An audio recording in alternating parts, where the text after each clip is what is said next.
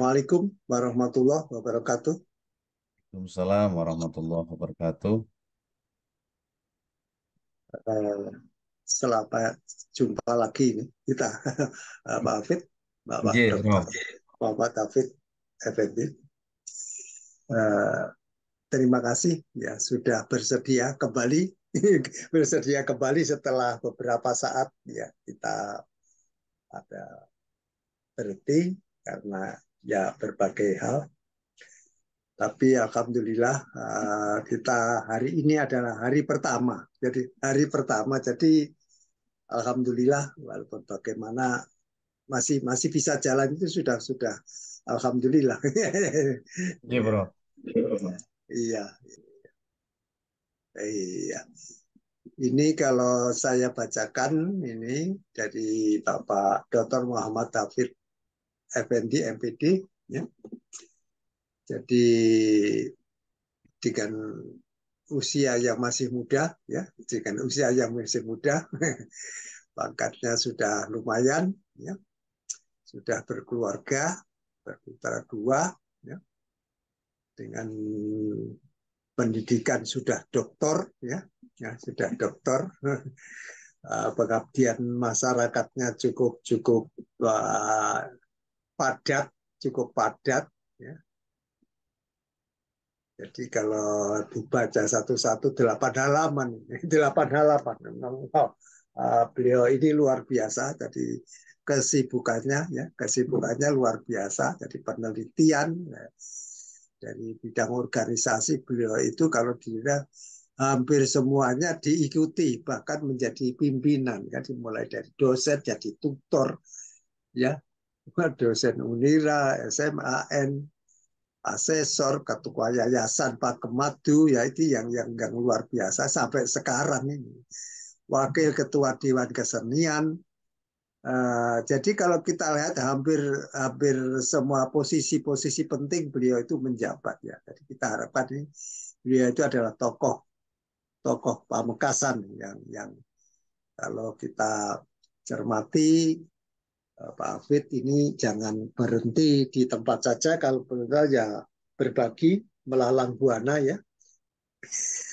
Silakan Pak Hafid memulai dengan PowerPoint. Ya J, ini Bro. silakan. Ya, Assalamualaikum warahmatullahi wabarakatuh.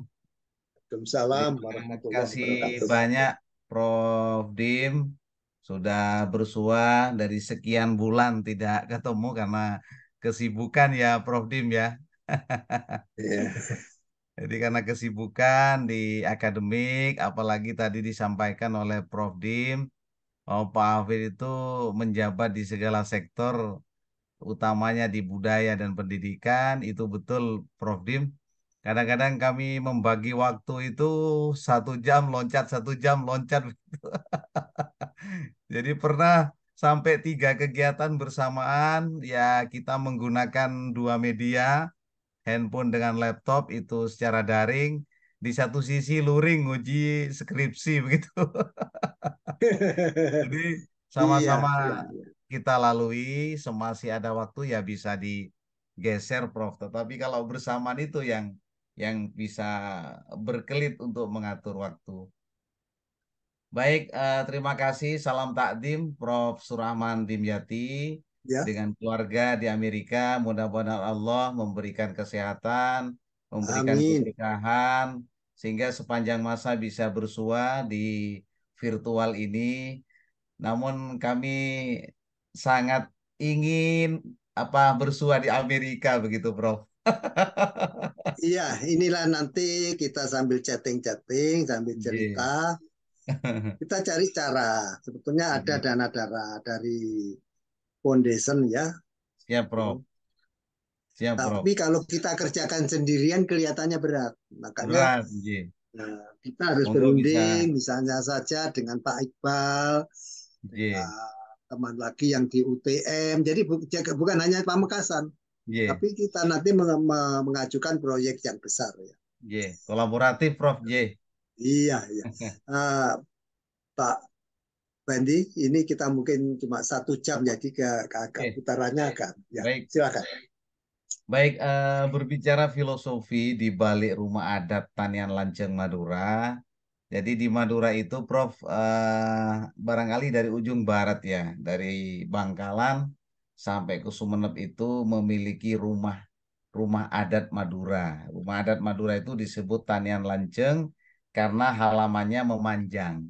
Nah, ini potret gambarnya seperti ini, Prof. Insya Allah di Bangkalan masih utuh mungkin di perdesaan itu, tetapi di Pamekasan itu dijadikan destinasi wisata, Prof. Ada satu tempat yang dijadikan destinasi wisata, bahkan dilakukan riset-riset baik itu oleh perguruan tinggi atau mahasiswa yang lagi studi atau bahkan dosen yang menyelesaikan doktoralnya melalui riset penelitian di Tanian Lanceng ini. Memang Tanian Lanceng ini kalau kita amati sangat lama berdirinya Tanian Lanceng ini karena apa? Karena orang Madura itu kan sekarang semuanya Prof itu mengalami transformasi dari segi sosial, dari segi budaya, dari segi apa namanya pendidikan itu mengalami transformasi yang sangat cepat.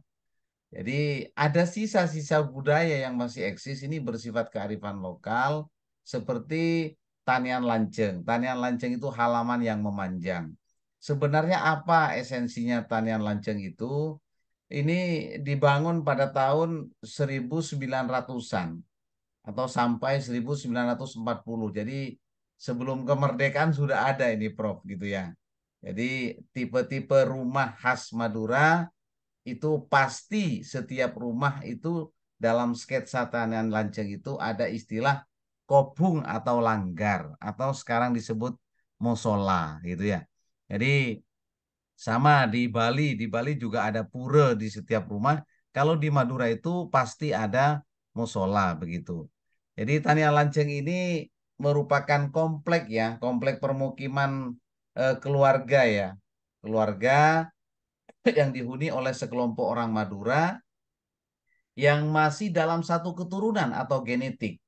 Jadi dalam pemukiman ini terdapat beberapa bangunan tersusun. Misalnya di situ dari ujung barat ada kobung atau disebut langgar ya. Mengapa kobung? Karena terbuat dari gedek atau bidik, Prof. Jadi tidak ada ornamen-ornamennya, hanya terbuat dari bidik dan tertutup pintu di depan itu oleh anyaman bambu. Ada Roma Tunggu, Tunggu itu rumah induk utama, dan ada halaman memanjang. Posisi selatan itu ada dapur, ada kandang, kandang itu kandang sapi. Kalau memang ada kambing ya terpisah di situ. Dan ada pakaiben itu tempat mandi gitu loh, Prof. Dekat itu. Dan ada rumah untuk anak, anak perempuan gitu ya. Biasanya yang menghuni sebagai petobin istilahnya itu anak perempuan yang tertua. Kalau di Madura punya anak laki-laki itu ya seperti digelontorkan lah begitu. Karena apa? Karena tradisi orang Madura itu kalau punya anak laki-laki pasti ikut istrinya begitu. Dalam berkeluarga pasti ikut istrinya. Silakan kamu ikut istrinya. Tetapi kalau perempuan itu akan menempati rumah patobin istilahnya, rumah warisan, rumah induk yang didirikan sangat lama oleh orang tuanya. Nah, ini yang disebut dengan tanian lanceng. Nah, bagaimana sketsanya tanian lanceng? Pintu itu hanya ada satu, yaitu di paling timur, pintu masuk. Dan semua pekarangan itu tertutup pagar. Mengapa kok satu pintu? Karena itu filosofinya kalau ada orang berniat jahat, itu gampang ditangkap. Karena satu jalur. Nah, jadi kalau ada tamu masuk pintu timur itu langsung menuju kobung atau langker atau musola yang sekarang itu istilahnya begitu. Nah, mengapa itu disebut tempat menerima tamu? Jadi fungsi multifungsi dari kobung itu atau langker itu menerima tamu, ngaji, musola itu sebagai tempat ibadah, sebagai tempat makan justru di situ di ampere luarnya itu sebagai tempat bincang-bincang musyawarah. Jadi multifungsi. Jadi tamu itu kalau datang ke rumah di Tanian Lanjeng itu tidak langsung masuk ke rumah, tetapi duduk dulu di kobung itu atau langgar. Nah, baru setelah diterima itu ditanyakan maksud tujuannya, hanya bertamu diselesaikan di kobung itu. Selain itu juga, kobung ini memiliki peranan yang penting. Jadi tidak hanya didefinisikan sebagai ruang ibadah tadi itu, tetapi menjadi identitas Tanian Lanjeng yang tercermin dari pola aktivitas penghuni, yaitu menerima tamu, terus kita diskusi, kadang-kadang makan bersama di situ, gitu ya, makan bersama di situ. Jadi Kobung ini sangat kompleks, ada tempat ngaji, ngaji juga di situ, di Kobung itu, ya, bahkan bermusyawarah antar sanak famili dalam memecahkan masalah itu harus di Kobung atau di Langgar. Mengapa kok tidak langsung ke rumah kalau ada tamu itu? Karena orang Madura itu punya tengka, punya norma bahwa kalau ada tamu tidak ada suaminya itu dilarang eh, memberikan tempat duduk di rumah itu. Jadi harus transitnya di Kobung itu, gitu ya. Jadi orang Madura begitu, tidak langsung ke rumah induk atau rumah utama. Selain itu juga Kobung ini bagi masyarakat Madura memang tadi memiliki peran penting ya, karena ini terbuat dari anyaman bambu, tentunya dirawat dengan baik karena ini warisan leluhur. Jadi ada unsur-unsur eh, mistisnya di situ. Jadi sekarang kan sudah semuanya tembok. Nah, untuk mencari tanian lanjeng memang sulit sekarang. Yang masih eksis itu di desa-desa. Mungkin dari Bangkalan di pelosok-pelosok yang masih ada gitu ya. Nah, dan rumah itu di atasnya ada seperti cagar perahu kanan kiri itu. Itu menunjukkan bahwa orang Madura itu memang dulu masyarakat maritim. Jadi masyarakat maritim karena kita itu dikelilingi oleh lautan. Setelah masyarakat maritim, beberapa tahun kemudian memang ada perkembangan transformasi mata pencaharian menjadi kolaborasi dengan masyarakat agraris. Sudah mulai bercocok tanam, menanam padi, menanam tembakau, bahkan sebagai petani garam. Jadi urgensinya mulai dulu masyarakat Madura itu memang terkenal sebagai masyarakat maritim karena corak khas Madura itu banyak tipe-tipe perahu yang bersandar. Bahkan dalam penelitian Hoek de Jong itu orang Madura itu pertama berlayar ke Belanda tahun berapa itu? Tahun 80-an sampai mampu berlayar ke sana. Ini menunjukkan bahwa masyarakat Madura memang betul-betul si pelaut ya. Sehingga ada tanian tonduk majeng begitu. Oleh olang gitu karena menunjukkan tonduk majeng itu mata pencarian kita mencari ikan. Selanjutnya dalam sketsa tanian lanceng itu juga ada kandang, kandang yang dimaksud kandang sapi ya. Jadi dan ada dapur. Dapur itu berdempet dengan kandang sapi. Kalau mungkin ada pertanyaan, kok tidak bau? Wah, itu orang Madura tidak mengenal itu. Karena sapi itu bagi masyarakat Madura aset. Kalau dulu punya sapi pasti kaya, Prof. Jadi, jadi mengapa apa itu dapur kok ditaruh bersebelahan dengan kandang?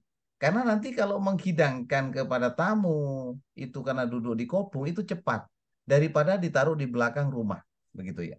Jadi mengedepankan pelayanan, minimal ngopi di situ dan harta harta yang berharga itu adalah sapi, sapi peliharaan, baik itu sapi jantan atau betina, dan itu sangat diamankan oleh orang Madura, dijaga. Makanya satu pintu yang ada di rumah tanian lanceng itu.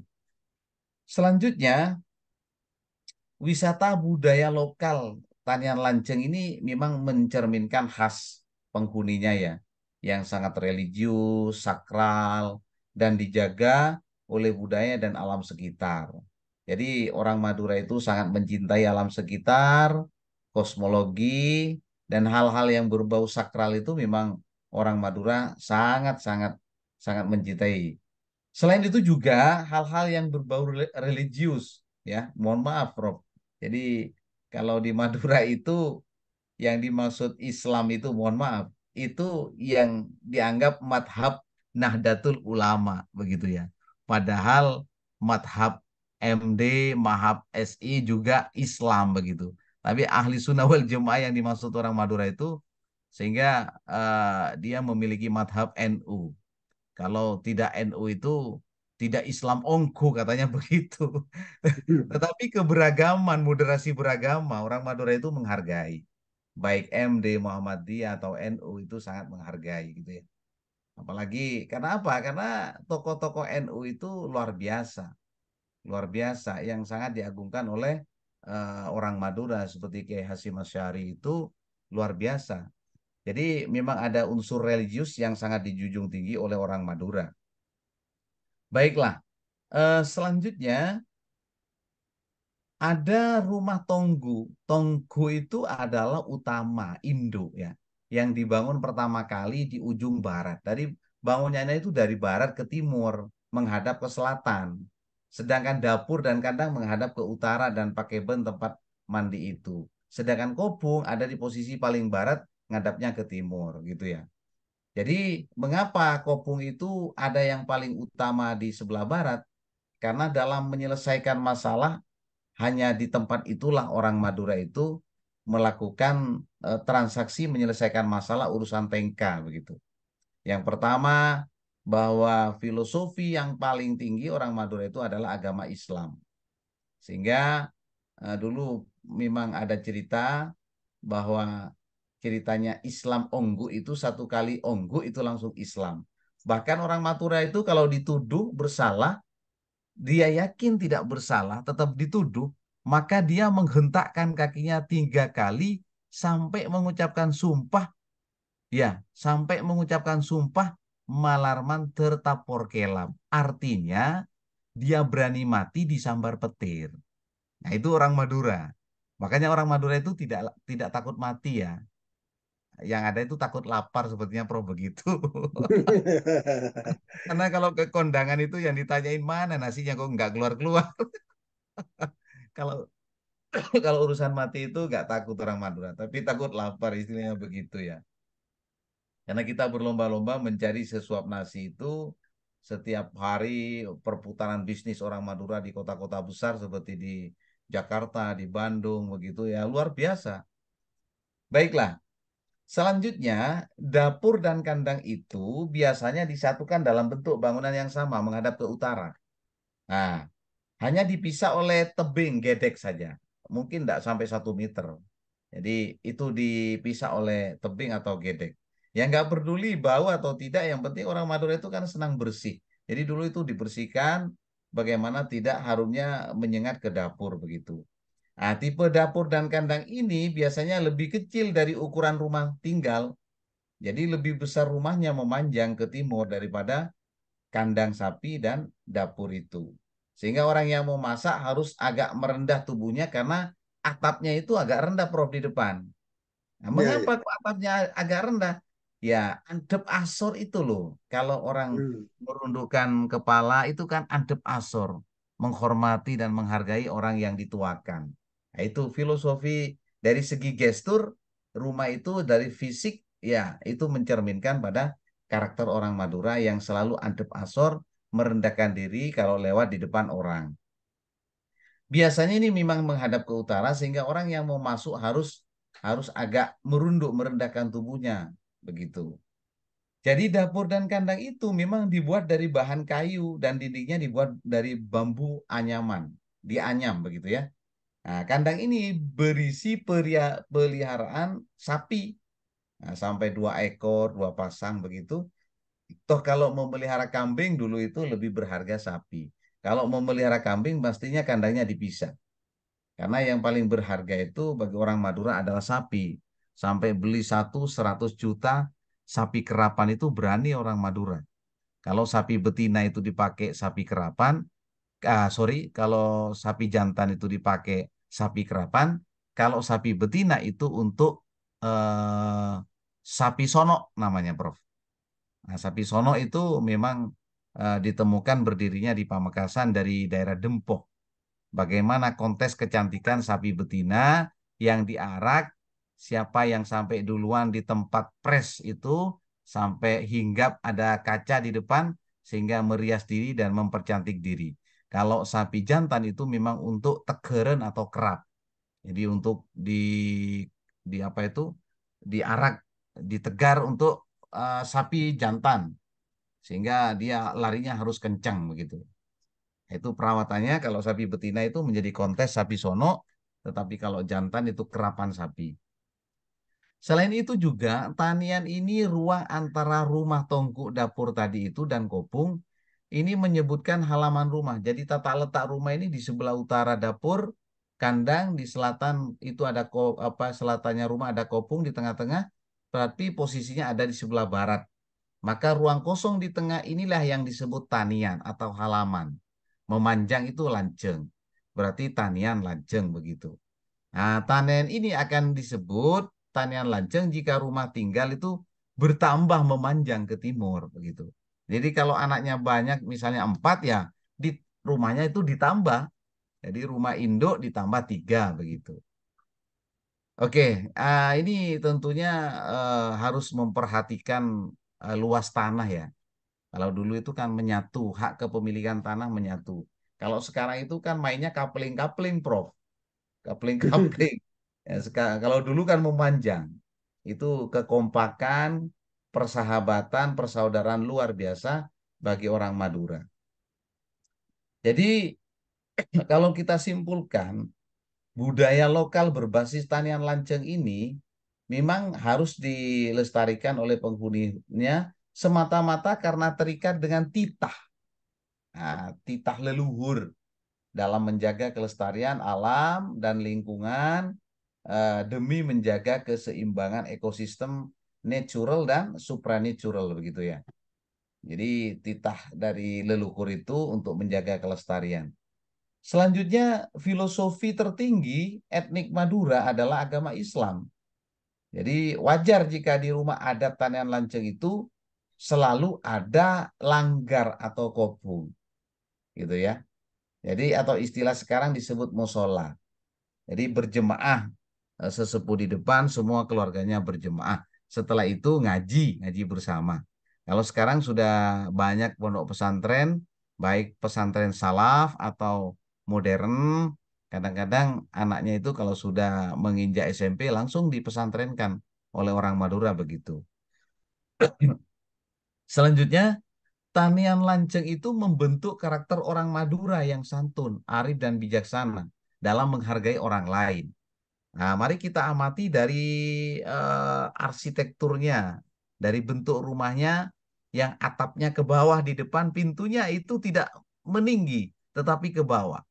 Maka merunduk itu merupakan sebuah sikap yang nanti menimbulkan pola pikir bahwa orang Madura itu adab ya. Adab itu eh, apa namanya, takdim, tunduk, merendahkan diri jika lewat di jalan. Kalau ketemu dengan orang yang lebih tua itu pasti merunduk orang Madura dengan tangan ada di sampingnya. Dengan kepala merunduk itulah bahwa itu sebuah warisan leluhur, potret dari rumah tanian lanceng begitu. Nggih, Prof, barangkali itu filosofi yang ada di tanian lanceng. Dan di kamar-kamar itu, di dalam itu tidak ada skep, Prof. Di rumah tanian lanceng itu blong.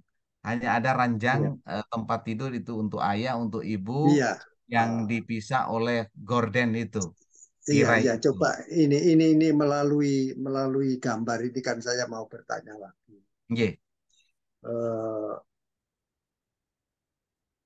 tahun 1975 ya, itu saya masuk Bangkalan, ya, masuk Bangkalan.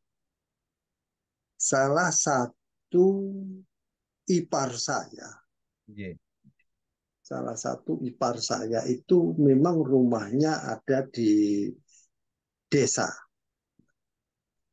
Saya teringat ini yang langgar itu, iya, langgarnya ini teringat.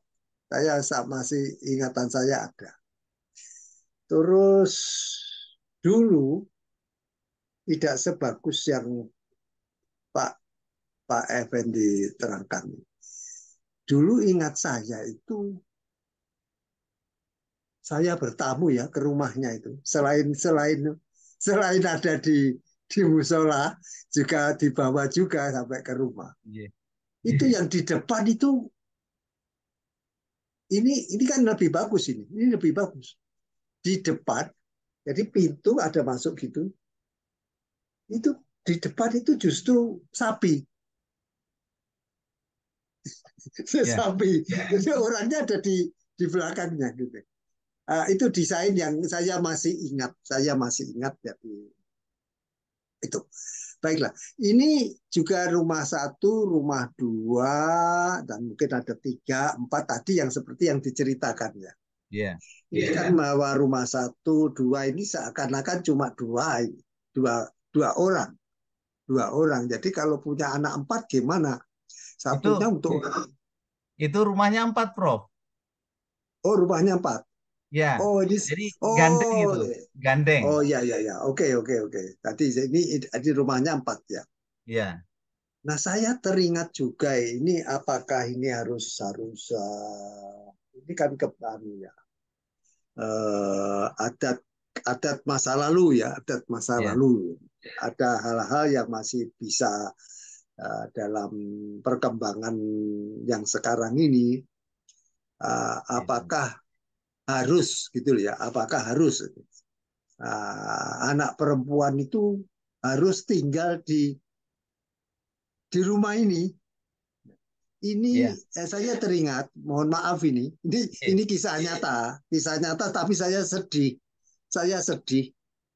kalau teringat kisah itu saya itu sedih karena anak saya itu laki-laki jatuh cinta dengan wanita, ya. ya, Wanita, ya.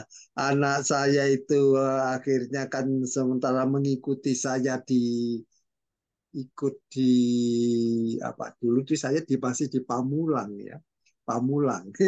Pamulang, jadi di Banten saya karena dipindah, posisi saya kan pindah ke UT Pusat dari ya, Bangkalan saya ke UT Pusat, anak saya ikut ke sana, kemudian itu kita akan ke dari sana 3 tahun saya ke Amerika ya, dari Amerika balik lagi lah ke Indonesia tahun 2001.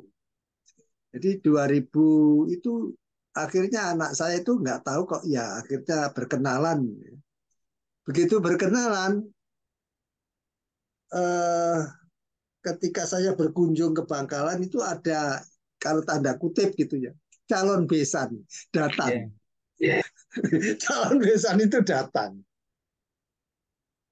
Nah calon besan itu kok apa mintanya cuma satu, anak saya harus tinggal di rumah itu tadi, rumah ya, yang sudah disiapkan. Jadi saya teringat sekali. Nah, terus, loh Bu, ini dapatnya pekerjaan itu ada di Jakarta. Ya gini, ini ya, gimana ini? Bisa nggak ini apa? Ya ini kan suatu transisi ya, transisi berat. Kesimpulannya sampai detik-detik terakhir saya itu bilang saya tidak bisa memisahkan anak saya laki-laki dengan gadis yang dicintainya. Kenapa nggak kita ambil? Gitulah. Saya kira gitulah Pak Effendi. Kalau bisa menyimpulkan satu dua kalimat. ya. Baik, filosofi tanian lanceng itu rumah adat orang Madura. Tempo dulu memang anak perempuan itu harus bersama ibunya di rumah patobin atau rumah induk. Iya, Namun iya. dari masa ke masa mengalami transformasi, Prof. Iya, iya, Jadi iya. boleh ikut suaminya dengan catatan sudah bisa mandiri, bisa hidup layak dan tercukupi. Itu. Jadi orang tua baik bapak atau ibu ikhlas anak perempuannya dibawa suaminya, ikut suaminya dengan konsekuensi tadi itu bisa hidup mandiri gitu ya. Pesannya orang tua, jak atau karan, jangan sering bertengkar, karena suami istri kalau bertengkar itu rezekinya tertutup katanya Prof. Iya, iya, iya. Bisa Iya, menghidupi dengan keluarganya. Tetapi jangan lupa nak ya, setahun sekali ibu dijenguk. Nah itu Prof, transformasinya ah, itu Prof. Jadi tidak iya, menghilangkan nilai-nilai filosofi yang lama. Transformasi itu bergantung pada kontekstual situasi iya, sekarang Prof. Namun iya, ingat yang perlu dijaga itu satu Prof. Orang Madura itu adalah ilmu tengka, adab, sopan santun. Gitu. iya. Iya Prof, Lu luar biasa. Jadi sebetulnya lengkap, ya. lengkap. Jadi lengkap. Jadi sebetulnya mau di dunia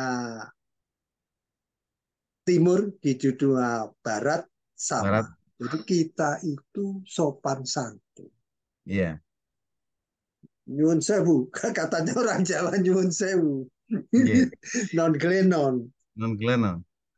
Mestinya tata krama, adab itu diajarkan sejak kecil di rumah, bukan hanya Betul. di sekolah, sejak dari Betul. rumah. Iya. Dan yang memberi contoh itu orang tuanya, ibunya, saudaranya, Iya. gurunya, gurunya.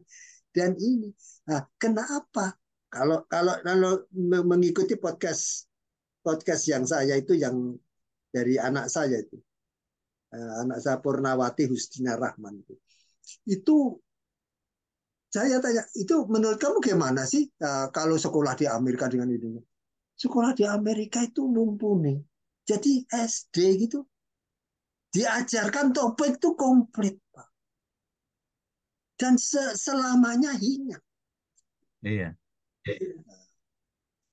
Gimana loh? Kalau gimana nanti ya nggak apa-apa. Kita banding-bandingkan. Yang baik dia ambil, yang Iya. baik dia ambil, yang nggak baik jangan. Iya. Saya kira begitu saja. Saya terima kasih Iya, Prof. kepada pada saudara-saudara yang bisa mengikuti podcast ini. Semoga yang baik diambil dan kita menerima apa-apa yang lebih baik. Terima Baik. kasih. Assalamualaikum warahmatullahi wabarakatuh. Salam sejahtera. Waalaikumsalam warahmatullahi wabarakatuh. Iya, Prof. Terima kasih banyak.